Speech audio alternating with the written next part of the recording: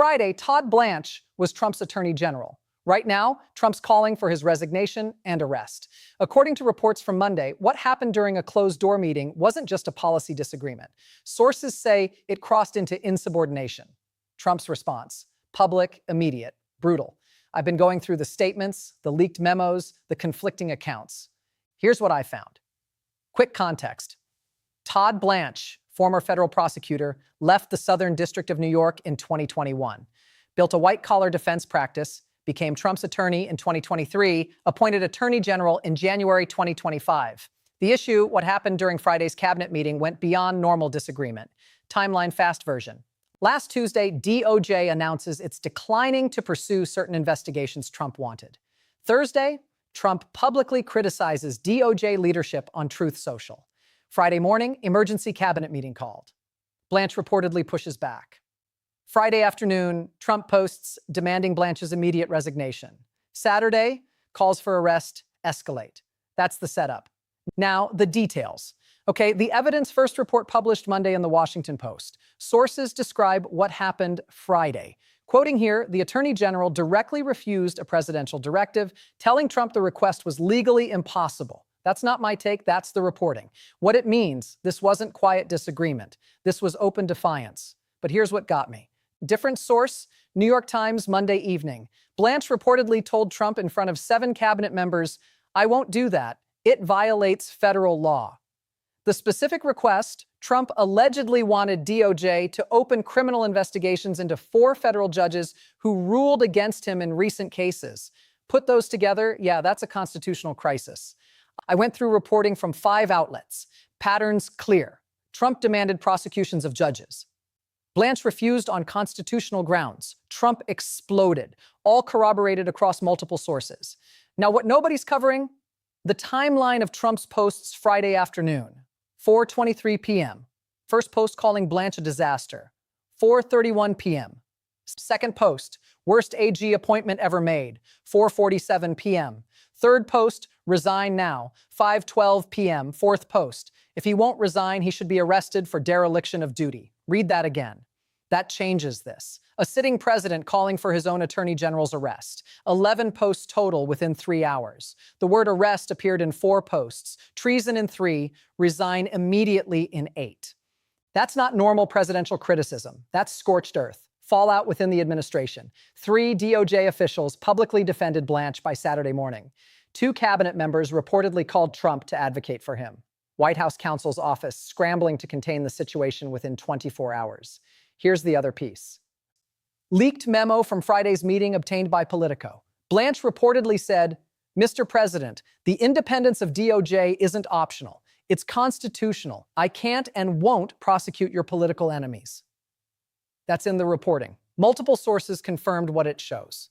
Blanche drew a line not about politics, about law. The response from the White House press secretary issued a statement Saturday. The president has full authority to direct the Department of Justice and expects his cabinet to follow lawful orders. Keyword there, lawful. Blanche's position is the orders weren't lawful. Then Sunday, escalation. Trump allies in Congress announced they're drafting articles demanding Blanche's removal. Senator from Florida said he's preparing legislation to enable direct presidential firing of the AG without cause. Current law makes that complicated, but they're trying to change it. And look, the Republican caucus is split. Sunday afternoon, 12 Republican senators issued a joint statement supporting Blanche and DOJ independence. That's significant. That's Republicans breaking from Trump publicly.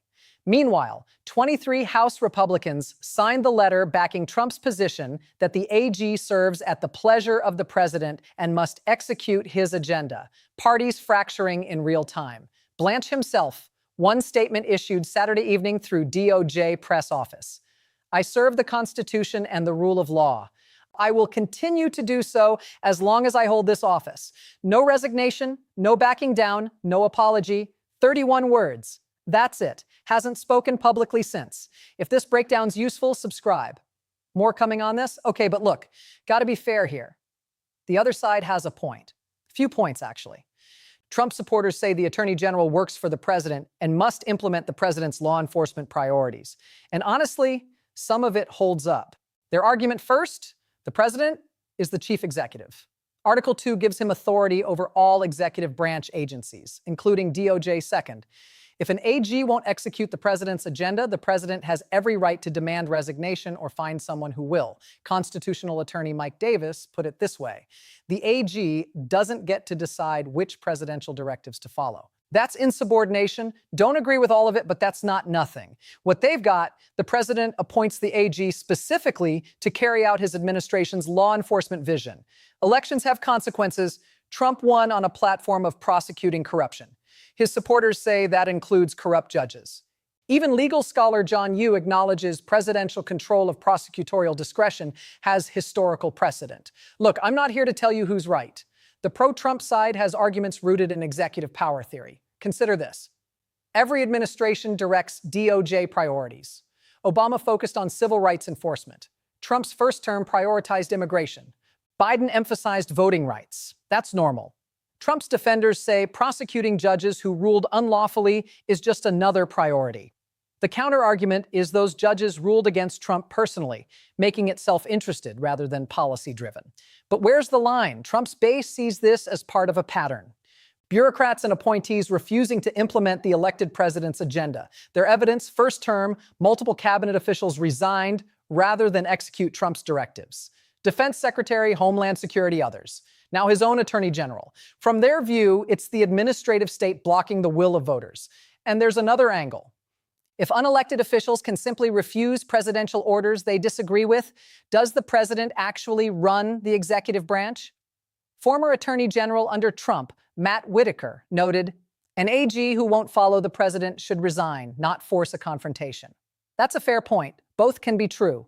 Blanche may be defending constitutional principles. The evidence suggests he is, and he may be overstepping by substituting his judgment for the elected president's. Trump's supporters genuinely believe that. What I can tell you what the public record shows, and it shows Trump demanded prosecutions, Blanche refused, and now we're in uncharted constitutional territory. Whether that's a crisis of executive power or defense of judicial independence, you decide. But the conflict is real. This didn't come out of nowhere. Backstory quick. Months back, Blanche appointed after contentious confirmation. Some senators worried about his loyalty to Trump given their attorney-client history. Weeks before that, Trump publicly said he wanted an AG who'd, quote, fight and, quote, not be weak like in the first term. Days after confirmation, Blanche gave a speech emphasizing DOJ independence and nonpartisan prosecution. Someone even said on record a former Trump advisor told reporters he's going to regret choosing someone with a spine. What happened? Blanche stood firm. Pattern during his tenure: declined to investigate Trump's 2024 election opponents without evidence. Refused to reopen cases against Hillary Clinton. Pushed back on demands to prosecute media figures every time. Cited lack of evidence or constitutional concerns until this became the breaking point. Here's the thing about Blanche's background. Prosecutor for 8 years, handled mob cases, public corruption, high-stakes trials, built a career on going where evidence led, not where politics pointed. That guy takes a G job with Trump, and somehow people thought he'd become a political enforcer. Doesn't track. Something fundamental hasn't changed. Blanche still sees himself as a prosecutor, not a political operative. Trump sees the AG as part of his team. Those views can't coexist. See where this is going? Like this. Friday, 3:45 p.m. Here's what happened. According to sources in the room, Trump stood up mid-meeting, pointed at Blanche, said 5 words. "You're done. Get out now." Room went silent. What followed? Blanche reportedly stayed seated, said he serves at the pleasure of the president, but won't be intimidated into violating his oath. Trump repeated the demand to leave. Blanche stood, gathered his materials, walked out.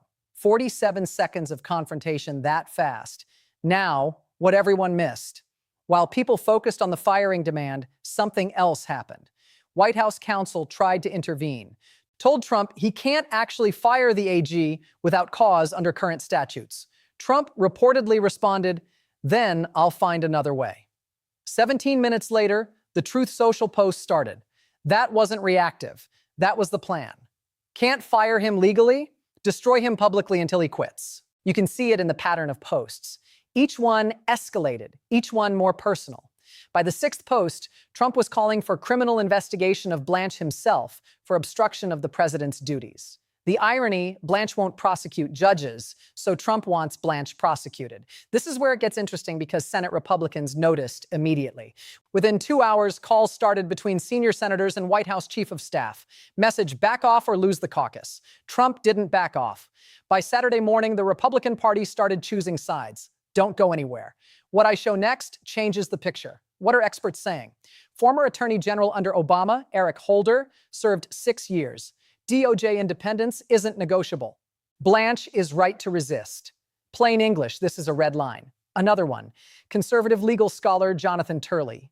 While I understand presidential frustration, prosecuting judges for their rulings would destroy separation of powers. Key there, even Trump-friendly legal scholars are uncomfortable. Here's what's interesting. Even former Trump Attorney General Bill Barr said, there are limits to what a president can ask DOJ to do. When your own former AG says you've gone too far, pay attention. But there's disagreement on remedy. Trump allies say if Blanche won't comply, he should resign and let Trump appoint someone who will. DOJ veterans say Blanche has a duty to stay and prevent abuse of power. Former Deputy Attorney General under Bush, Larry Thompson, broke it down. An AG's oath is to the Constitution first, the president second. Blanche has it right. That's the key distinction. Who does the Attorney General serve? Trump says the president who appointed him. DOJ tradition says the law and Constitution. Former Assistant Attorney General under Reagan, Charles Cooper, noted using DOJ to prosecute judges over rulings would be an impeachable abuse of power. Impeachment. That's the stakes. If Trump forces this and Blanche complies, Trump could face impeachment for obstruction. If Blanche refuses and gets fired or forced out, constitutional crisis. Consensus among legal experts. There's no good outcome here. Someone loses badly. The real question is whether the rule of law survives the collision. Former Solicitor General Neil Katchell put it this way: we're watching a stress test of constitutional norms in real time. That's where professionals land. This isn't about Republican versus Democrat. It's about whether DOJ can be weaponized against judges. Every legal expert I've seen, left and right, says that's a line you don't cross. Trump's crossing it anyway. If this helps, hit like. Matters. Why should you care? Real talk. How this affects actual people. Money. If you have any interaction with federal courts, pay attention. When the executive branch threatens judges with prosecution for their rulings, judicial independence collapses. Your wallet. Judges who fear retaliation rule based on politics, not law. You're in a lawsuit against a government agency. Good luck getting a fair hearing if the judge knows ruling against the government could trigger investigation. That's how it works when courts aren't independent. What's some informed people doing? Checking which judges are handling their cases and whether they've ruled against the administration. Not advice, just what I'm seeing. Precedent. This sets a precedent. Next time you're in federal court for anything, tax dispute, employment case, whatever, the judge's independence matters. Quick example. You sue the IRS for wrongful collection. Judge rules in your favor. Under this precedent, could that judge face investigation for, quote, bias against the executive branch? Sounds extreme. That's the road we're on. Not dramatic. That's how precedents work. If a president can threaten prosecution of judges, every president will. Who's affected? Right now, all 677 sitting federal judges watching this. 43 have cases involving Trump or his administration currently on their dockets. Every one of them wondering if their rulings could make them targets. Hits immediately. Judges might start ruling defensively, avoiding controversial decisions, deferring to executive power even when law doesn't support it. Whether you support Trump or oppose him, judicial independence protects everyone. What nobody wants to say. Uncomfortable part. If Trump succeeds in forcing out Blanche and installs a compliant AG who will prosecute judges, we're in authoritarian territory, not hyperbole. That's the definition. When the executive controls the courts through threat of prosecution, separation of powers is dead. If you care about limited government, this should terrify you regardless of party. Not trying to scare you. That's what constitutional scholars across the spectrum are saying. Practical what informed people doing. Watching which senators support Blanche versus Trump. That tells you who actually believes in institutional constraints.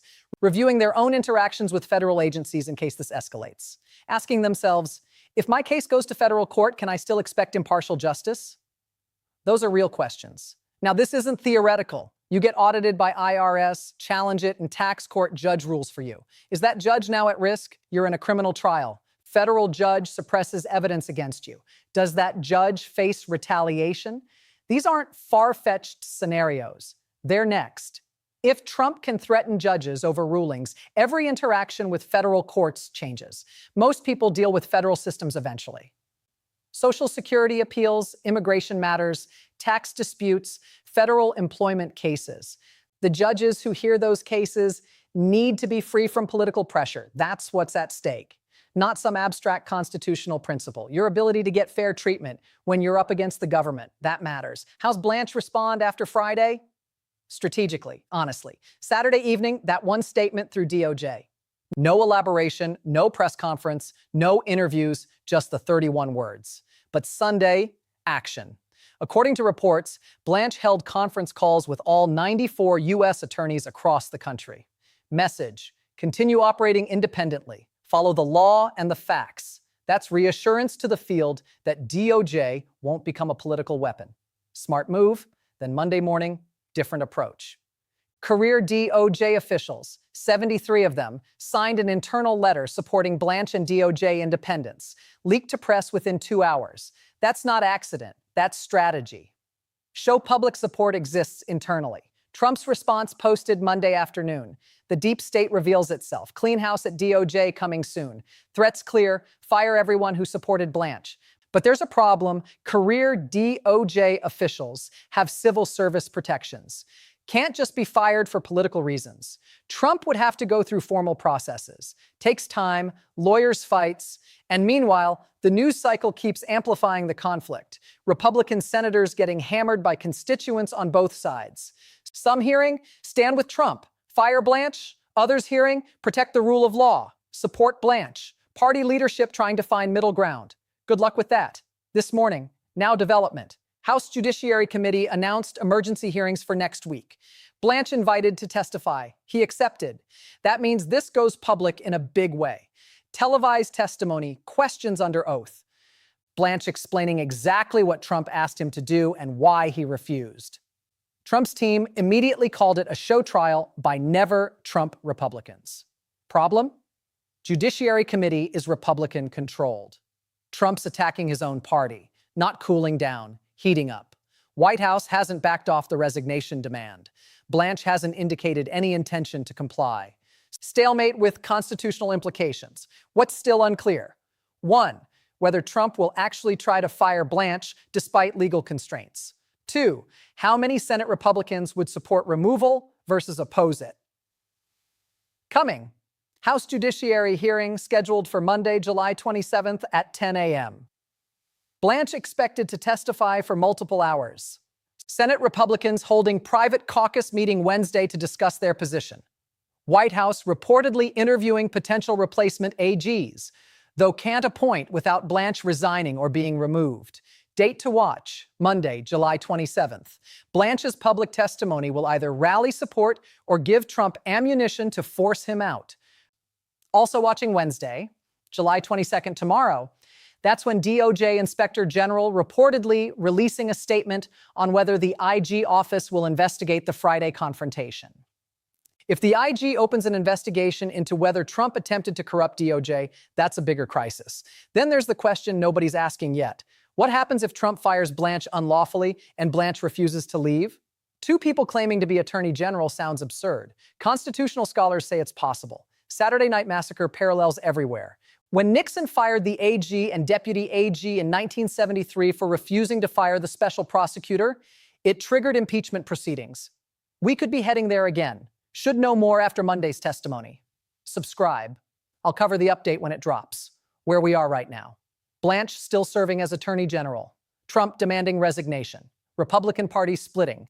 Constitutional crisis unfolding. Scheduled Wednesday, July 22nd. DOJ IG expected statement. Monday, July 27th.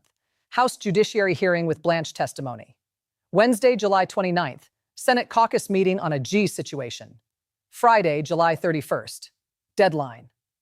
Some Trump allies set for Blanche to resign voluntarily. Not public yet. Whether Senate Republicans have vote count for supporting or opposing Blanche's removal, that's happening behind closed doors. Trump's position increasingly isolated but defiant. Even allies are saying privately he overstepped, according to multiple reports.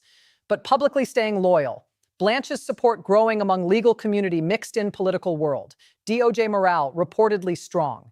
Career staff rallying around him, but political appointees, some quietly updating resumes. The legal community watching this as a defining moment, because if a former prosecutor who became AG can't stand up to presidential pressure to break the law, the position becomes meaningless. Clock's running. Trump wants Blanche gone now. Blanche isn't leaving. Something breaks soon. That's where we are. Todd Blanche, former prosecutor, Trump's attorney general, now in open defiance of the president who appointed him. Surface read, "A G won't prosecute judges. President demands it." Constitutional crisis. But this reveals whether DOJ independence is real or just a norm that collapses under pressure. Every administration tests it. This one's breaking it. What I'll be watching Monday's testimony. If Blanche lays out exactly what Trump demanded under oath on camera, it becomes impossible to spin. Either he's lying and commits perjury, or he's telling the truth, and Trump demanded something clearly illegal. No middle ground. Story's not over, still developing. Subscribe for the full picture, not just headlines. Monday's hearing will be historic. The fallout even more so. When it happens, I'll break it down. Toxin.